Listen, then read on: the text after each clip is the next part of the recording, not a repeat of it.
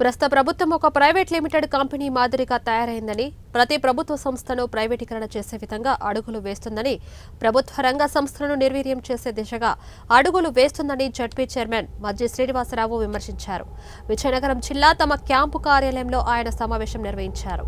రాబోయే assembly budget సమావేశాల్లో విజయనగరం జిల్లాకు, మన జిల్లాకు చెందిన మంత్రి గారు, శాసనసభ్యులు అందరూ కలిసి ఎంతవరకు లబ్ధి చేకూరే విధంగా చేస్తారో చూస్తామని, ఈ జిల్లాకు రావాల్సిన నిధులని రాబట్టే విధంగా పోరాటం చేయాలని సూచించారు.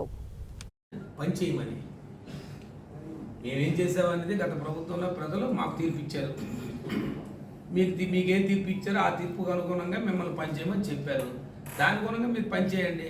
అంతేగాని చెప్తా ఉంటారు నాయకులు, సింపుల్గా ఒక మాట చెప్తా ఉంటారు, గత ప్రభుత్వంలో ఆర్థిక వ్యవస్థ చిన్నాభిన్నం అయిపోయింది, గత వ్యవస్థలో అప్పులు ఎన్ని జరిగాయి అనేది కేంద్ర మంత్రి గారు నిర్మలా సీతారామన్ గారు పార్లమెంట్ వేదికగా వారు చెప్పారు. మీరు సుమారు ఈ 10 నెలల కాలంలో 1,10,000 కోట్ల రూపాయలు అప్పు తెచ్చారు. 1,10,000 కోట్ల రూపాయలను అప్పు తెచ్చారు. ఒక్క రూపాయి కూడా మీరు సంక్షేమానికి ఖర్చు పెట్టలే. మీరు ఇచ్చిన హామీలు ఒక్కటి అమలుపరచలే.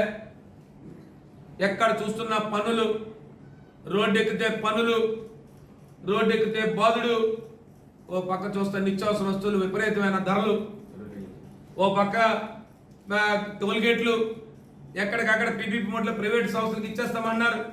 అసలు ఈ ప్రభుత్వం పూర్తిగా ప్రైవేట్ రంగం చేసేద్దామన్న ఆలోచనతో ఏ విషయాన్ని తీసుకున్నా ప్రైవేట్ రంగానికి ఇస్తూ ఉంటారు. మొన్నే చూసా పత్రికల్లో, ఇంకా దాని మీద పూర్తిగా వచ్చిందో లేదో నాకు తెలియదు.